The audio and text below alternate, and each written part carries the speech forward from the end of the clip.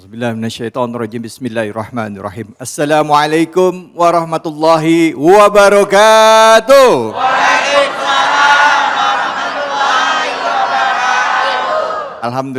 Alhamdulillahirabbil alamin. Assalatu wassalamu ala asrofil anbiya'i mursalin Sayyidina Muhammadin wa ala alihi wasahbihi wa mawala.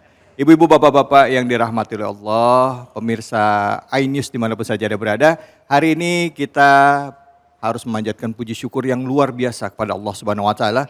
Kenapa? Karena kita masih diberikan nikmat Islam, ya, nikmat iman, masih diberikan kesehatan, ya, untuk bisa hadir di majelis ini. Dan tidak lupa kita berikan juga salawat dan salam kita kepada junjungan kita Nabi besar Muhammad sallallahu alaihi wasallam, keluarga, sahabat dan umatnya yang setia hingga akhir zaman. Ibu-ibu, bapak-bapak sekalian, hari ini di Cahaya Hati Indonesia kita akan mendengarkan kajian dari para guru-guru kita. Sebelum kita masuk ke tema, ya, tentunya sudah hadir bersama-sama kita ini guru-guru kita, yaitu hadir Gus Mahrus. Assalamualaikum warahmatullahi wabarakatuh, Gus. Waalaikumsalam warahmatullahi wabarakatuh. Hadir juga Kiai Haji Nurul Badru Tamam. Assalamualaikum Kiai. Makasih. Ya. Assalamualaikum warahmatullahi wabarakatuh. Dan juga hadir Ustadz Eko Suwono. Assalamualaikum Ustadz. Waalaikumsalam warahmatullahi. Wah, kalau ngelihat Ustadz Eko ini saya ngerasa langsung seger, Bu. Ceria bener ini. Baik, ibu-ibu, bapak-bapak sekalian, saudara-saudaraku yang dirahmati oleh Allah, tema kita kali ini adalah mengenai dahsyatnya tipu daya syaitan. Ini musuh terbesar kita, ya. Bagi hamba-hamba Allah, musuh terbesarnya adalah, kok lihat setannya ke saya sih? Bu, musuh terbesarnya adalah? Tuh kan, lihatnya ke saya lagi kan, Bu, jangan gitu dong ah. Musuh terbesarnya adalah setan. Nah, sebelum kita bahas lebih dalam tentang tema ini, sama-sama kita saksikan tayangan VT berikut ini.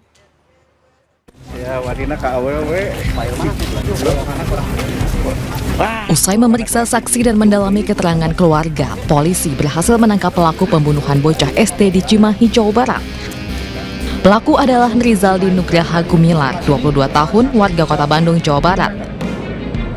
Diduga pelaku telah merencanakan pembunuhan terhadap korban saat pulang mengaji. Sebelum menusuk korban, pelaku sempat meminta ponsel milik korban. Tak hanya mengamankan pelaku, polisi juga mengamankan orang tua pelaku karena dinilai tidak kooperatif. Orang tua pelaku enggan menyebutkan tempat persembunyian anaknya kepada polisi. Bahkan orang tua pelaku sempat menyuruh pelaku untuk kabur agar tidak tertangkap.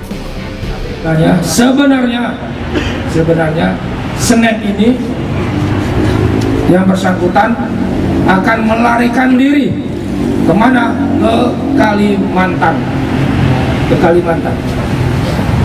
Tapi sekali lagi Allah Maha baik, doa orang tua dan doa Bapak Ibu semua dikabulkan, akhirnya tersangka bisa kita tangkap. Dan alhamdulillah barang bukti yang dipergunakan, baik itu sepeda motor, baik itu sangkur, baik itu baju, baik itu jas yang dipakai tersangka, bahkan untuk mengelap, mohon maaf, darah yang ada di sangkur tersebut, sampai sandal, sampai semuanya bisa kita dapatkan semua, dan sekarang bisa rekan-rekan lihat di depan.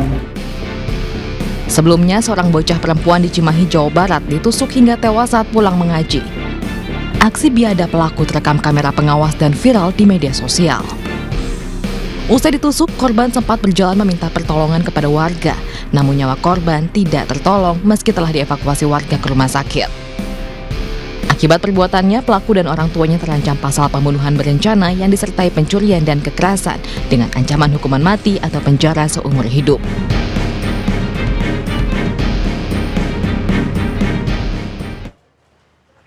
Inna lillahi wa inna ilaihi raji'un, ya. Itu jadi kita doakan ya, semoga almarhumah diberikan tempat terbaik di sisi Allah, amin ya rabbal alamin. Dan ini jadi pelajaran buat kita, Ibu, bahwa ada dua kejahatan yang bisa dilihat ya. Satu, merampas hak orang, yang kedua melakukan pembunuhan. Jadi ingat satu kisah zaman dulu ya, Kiai ya, gara-gara minuman akhirnya semua kejahatan dilakukan. Tapi saya nggak akan ngomong banyak, sudah hadir guru-guru kita ya. Untuk itu mengenai tema ini kita dengarkan pendapat dan juga tausiah singkat dari guru kita yang pertama, yaitu Gus Mahrus. Silakan Gus Mahrus. Gus. Bismillahirrahmanirrahim. Assalamualaikum warahmatullahi wabarakatuh. Waalaikumsalam Dari musibah yang terjadi ini kita bisa melihat atau mengambil dua hikmah yang ada. Pertama adalah hikmah bahayanya syaitan dalam berbentuk manusia. Karena syaitan itu bukan hanya bentuk jin. Syaitan itu juga ada bentuk manusia. Kenapa ada bentuk manusia? Ada. Karena ketika bulan Ramadan yang diikat itu setan yang berbangsa jin. Tapi setan yang berbangsa manusia keliaran kemana-mana. Satu sisi adalah inilah bahayanya setan. Kedua apa? Kedua di sini terjadinya kalau dalam hukum fikih adalah qati'ut thariq. Qati'ut thariq ini adalah orang-orang yang bukan hanya merampas hak orang lain tapi juga membunuh. Dan ini dalam hukum Islam seberat-beratnya. Maka dalam kejadian yang terjadi saat ini, yang kita tadi melihat berita yang ada, para jamaah khususnya dan untuk diri saya sendiri, kita harus menjaga diri kita dari godaan-godaan syaitan. Yang mana godaan syaitan bisa saja dari berbentuk jin, bisa saja godaan syaitan dari hawa nafsu kita. Karena apa? Karena melihat dari kejadian yang tadi ada godaan nafsu. Dan Imam Ghazali dalam kitab Minhajul Abidin mengatakan an-nafsu adalah musuh terbesar setelah syaitan. Nafsu akan menjadi alat terbesar syaitan untuk menjadikan manusia tentara-tentara syaitan. Maka kenapa baginda Nabi besar Muhammad SAW beliau selalu menganjurkan ketika memulai kegiatan apapun, fasta'idz billah, berlindunglah kepada Allah Subhanahu wa taala. Dari apa? Dari godaan-godaan syaitan yang terkutuk. Maaf Mas Kholik, saya nggak melihat ke Mas Kholik ketika bilang syaitan, lihatnya ke kamera. Ini dari saya, mungkin dari yang lain. Baik, silakan. Terima kasih banyak Gus Mahrus. Selanjutnya kita dengarkan dari Kiai Haji Nurul Badrut Tamam. Silakan Kiai. Bismillahirrahmanirrahim. Uhayyikum tahiyatan tayyibatan minallah. Assalamualaikum warahmatullahi wabarakatuh. Alhamdulillahilladzi an'amana bi ni'matil imani wal islam. Wassalatu wassalamu ala asyrafil anbiya'i wal mursalin wa ala alihi wa ashabihi wa man tabi'ahum bi ihsanin ila yaumiddin. Amma ba'du. Ibu-ibu, bapak-bapak, hadirin semuanya yang berbahagia. Melihat kejadian tadi, kita doakan bersama semoga almarhumah diterima di sisi Allah Subhanahu wa taala dan mendapatkan surganya Allah Subhanahu wa taala. Banyak pelajaran sekali, apalagi kejadian di setiap waktu ya, kalau kita membuka media, baik di handphone, baik di televisi ataupun yang lainnya, berita-berita semacam ini terlalu sering. Salah satu penyebabnya karena biasanya salah pilih teman, betul? Yang kedua, salah pengajian. Jarang ngaji, jarang deket sama orang-orang yang soleh. Betul apa betul? Terus banyak pegang handphone. Betul tidak? Yang selanjutnya, early warning system, pemantauan dari orang tua kurang. Yuk, belajar dari kisah-kisah ini menjadi pelajaran penting buat kita belajar. Karena apa? Karena sudah salah pilih teman, nah ibu-ibu harus lihatin di anak kita. Bener nggak? Bu, saya mau izin kursus. Kursus beneran enggak? Pantau. Karena apa? Dulu mungkin bener, tapi sekarang izinnya kemana, jalannya kemana? Insya Allah, makanya ajak nih anak-anak kita untuk ke masjid. Kalau sudah bergabung di masjid, di musola aktif ya. Jadi remaja masjid insya Allah. Minimal sholatnya tertib berjamaah. Betul apa tidak? Iya. Dan selalu doaan. Didoain terus anak-anak kita. Habis sholat, saya yakin ini ibu-ibu yang sangat luar biasa, bapak-bapak ya. Selalu mendoakan. Semua orang tua menginginkan semua anak-anak kita menjadi anak yang soleh dan soleha. Handphone juga nih masalah. Sekarang ibu-ibu lebih banyak baca status orang atau baca Al-Quran nih? Al-Quran. Iya. Al-Quran. Iya. Ya, Alhamdulillah. Al-Quran tapi lihatnya handphone juga. Yuk, karena apa? Kebiasaan. Kalau kita biasa bergaul dengan orang yang baik, insya Allah akan baik. Amin. Tukang minyak wangi. Jadi wangi enggak? Hah? Wangi. Ngaji sama orang tua, sama guru-guru, setiap waktu insya Allah. Karena man syabba ala syai'in sabba alaih. Barang siapa yang membiasakan sejak kecil, dia akan terbiasa menjadi kebiasaan. Semoga kita semuanya, anak kita menjadi anak yang soleh dan soleha. Terima kasih. Amin. Monggo. Ya Rabbal Alamin.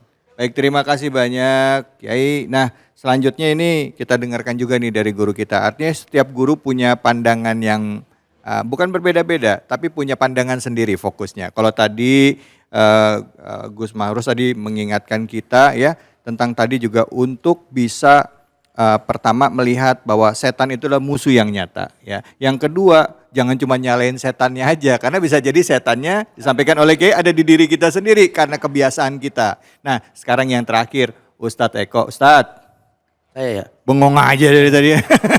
habis ngelihat wajah-wajah yang berseri. Ya salam, Jadi amin. hati merosot-merosot terus nih. Iya.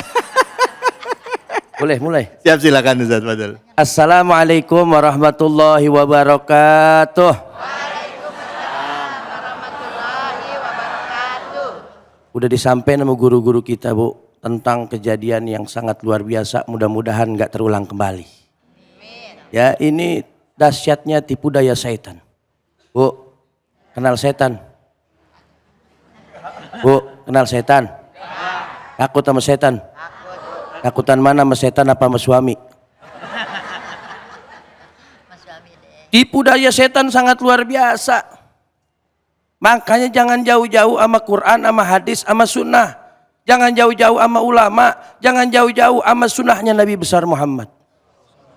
Di dalam surat Al-A'raf, iblis berikrar sama Allah Subhanahu wa Ta'ala bahwa dia akan goda anak cucu Adam dari arah manapun.